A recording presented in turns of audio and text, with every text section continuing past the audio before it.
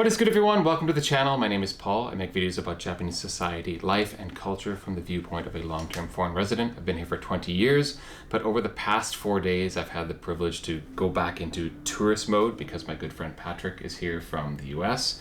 His first time to come to Japan, and I thought we would do a debriefing of our experience being tourists, me being a tourist again in the country and his first time.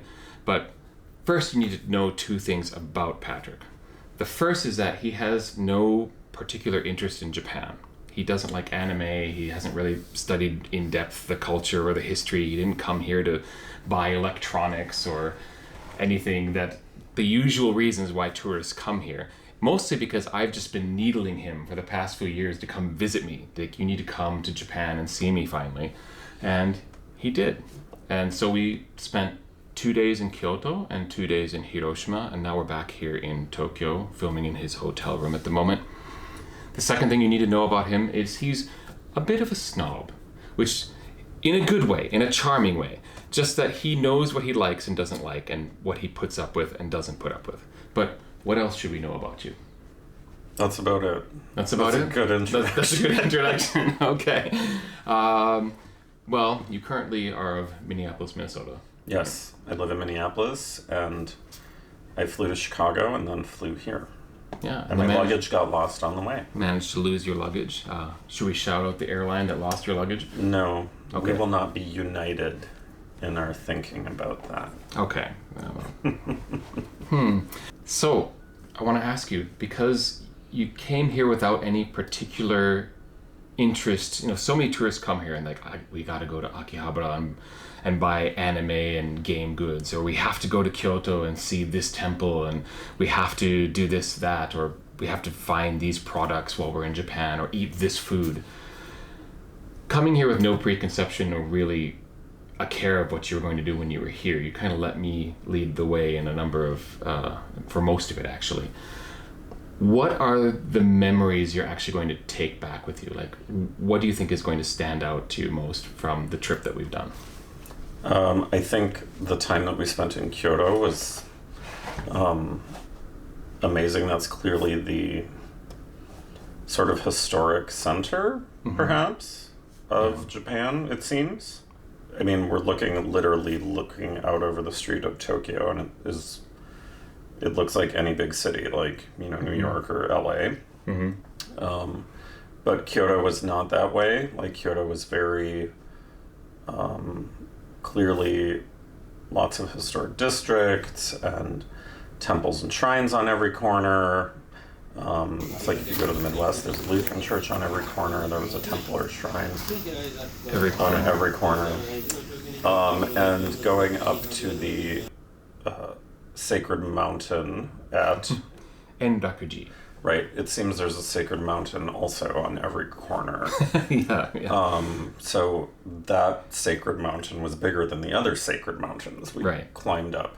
And that was great to go up there because there were fewer tourists. Because I've been to Kyoto enough times, and I'm not one to fight crowds, and you aren't either. What's been nice about this trip is that Patrick here enjoys a slower pace of travel, so it wasn't like we have to rush from this, that, to the other thing, especially since you didn't have any specific destinations in mind to begin with. So he allowed me to take him to some of the places that I wanted to go and hadn't yet been to, and one of them was Endakuji, which is on Mount Hiei, which is like the most sacred mountain in Kyoto, and the monastery / temples that are built up there are probably most famous for having been completely destroyed by the warlord Oda Nobunaga. And so what is there is actually all remade in the past few centuries, because they were destroyed in 600 years ago or so. So brand new. Yeah, for Kyoto anyway, it's pretty brand new. And what was really interesting for me is after we toured a little bit of the complex, you wanted to sit down in the sort of visitor center and just read about Buddhism. So why did you decide, I just need to learn more about this now? That was an interesting place because of the syncretism, so the mixture of Shinto and Buddhism, which are so outside the conception, I think, of the Western religious mind. Right. That trying to sort out those pieces requires some reading. Yeah, it's something I remember very well trying to parse in my mind when I first came to Japan, because, you know, if you're Christian, you're only Christian. If you're Muslim, you're only Muslim. If you're Jewish, you're Jewish. You don't this concept of like, I'm kind of Shinto and kind of Buddhist, right. and then kind of Japanese, that like it becomes a cultural thing rather than a religious thing. It's really foreign. It still doesn't make sense to me. Right. But it's amazing. Yeah. It's amazing to see. And the fact that, I mean, you go to all these famous temples in Kyoto, for example, and there's going to be aspects of Shinto. There'll be like a Shinto torii gate somewhere on the grounds of the temple. And what would the equivalent be? Like, go to a Lutheran church and there's like Islamic iconography. Like, right. You know, you wouldn't see that. Right. The mixture of those, I think, that's hard for the Western mind to get its head around. Okay. So what else? What are the other memories you're going to take with you? It's really hot here. We're here in August, and it's hot, humid, so humid. I think I came at the most humid time ever of the year. Yes.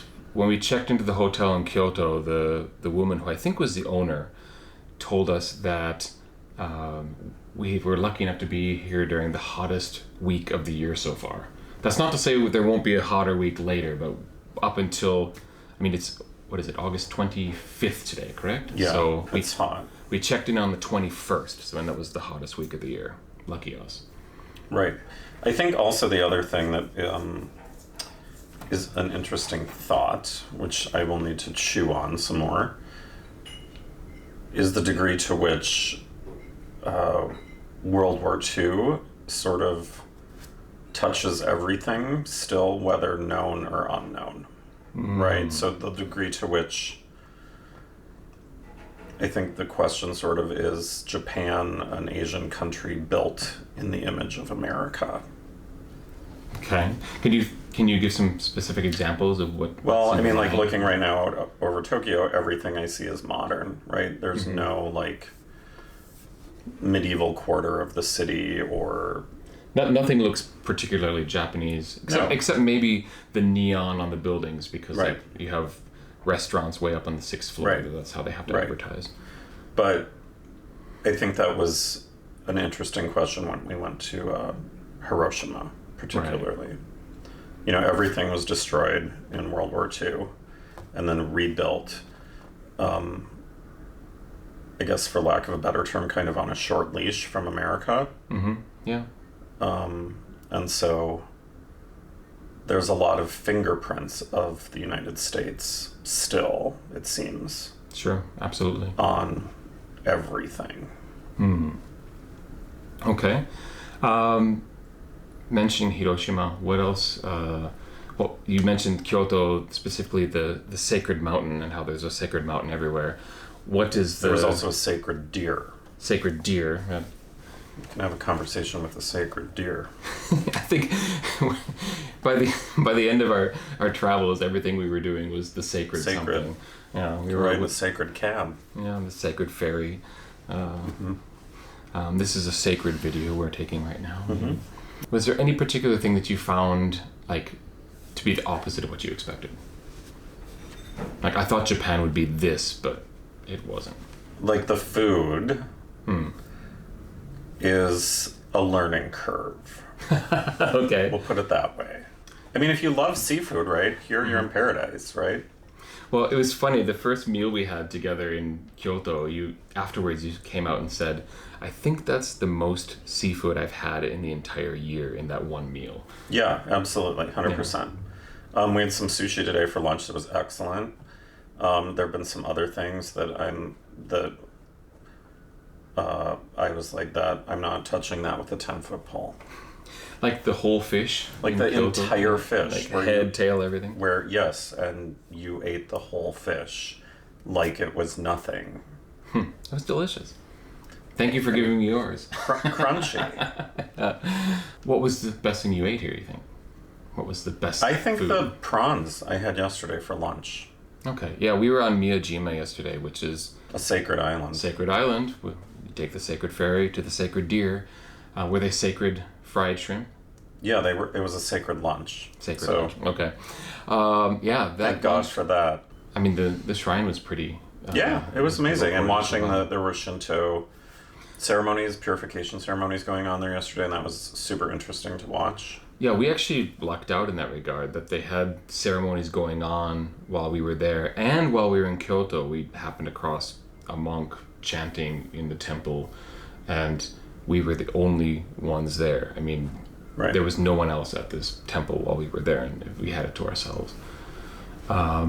Which is, everyone talks about Kyoto being completely over-touristed, and I've said this again and again on the channel, but it entirely depends on where you go. You can find amazing, historic, beautiful spots to go in Kyoto where, like we were, you might be the only people there. It's just that everyone kind of has this golden path that they have to take, and they have to go to these same places. And everyone talks about Kyoto being super crowded. I didn't think it was that crowded. Yeah, it's because I was taking him where there's no crowds. Right. The only place where it's a madhouse was Kyoto Station, that's just unavoidable. Right. Any other impressions you want to bring up? The number of things that are cute is unbelievable. Everything happens to be cute. Yeah. Every placard, every Safety sign. every turn left here. Everything is cute. Yeah. And we talked a little bit about partially, I wonder if some of that is a reaction to the history of Japan in the last 80 years, which wasn't always cute. Right. And so part of even to the point where teenage girls are dressed up to look like sort of like anime Yeah. Yeah. characters in a way that is sort of odd, but also very cute.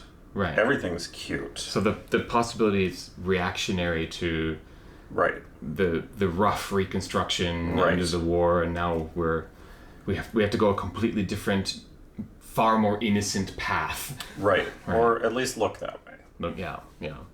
And certainly Japan has been very adept at projecting that image out into the world too. Right. Right. Any particular advice you would give to visitors coming to Japan for their first time, especially if they don't know what to expect? When you book your flight, you need to book your room on as soon as you get off the flight at the airport. That was a great decision. I loved that decision because I was so tired when I got off my flight, and I just walked right into my hotel, checked in. It was 9:30 at night, went to bed. I think that helped with the jet lag. Yeah. I still had jet lag, but I think that mitigated it. Yeah, you didn't try to get on a train and go somewhere else. You After a 13-hour flight, you want easy. Hotel at the airport. Yeah. First night. Yeah. 100%. Okay. Anything else? Don't eat fish heads. Eat fish heads. Be adventurous. Okay. At the end of it all, I really want to say a huge thank you to you for allowing me to put on the hat of guide for a bit. It was And great. You did a great job. Thank you so much, and for putting up with the choices I made, because I kind of dragged you to things that I hope in the end you enjoyed. You'll get my bill later. Okay. For being on your channel. All right, sounds good. Please let us know in the comments below if you have any questions for what we've talked about today, or if you're wondering where else we went in Kyoto and Hiroshima and what kind of experience we had there. Comment below, or if you are a resident and you have certain recommendations you would make for people who are coming to Japan for their first trip ever, let us know in the comments as well. If you've made it to the part of the video where you are now and you still haven't liked or subscribed, you have to do that, right? That would be cute. Very cute. Thank you so much, Patrick, for agreeing to do a video in welcome. addition to Happy to trooping do it. around with me. Yeah. Happy to do it. Cheers. Thank you so much, and we'll catch you on the next one. Peace.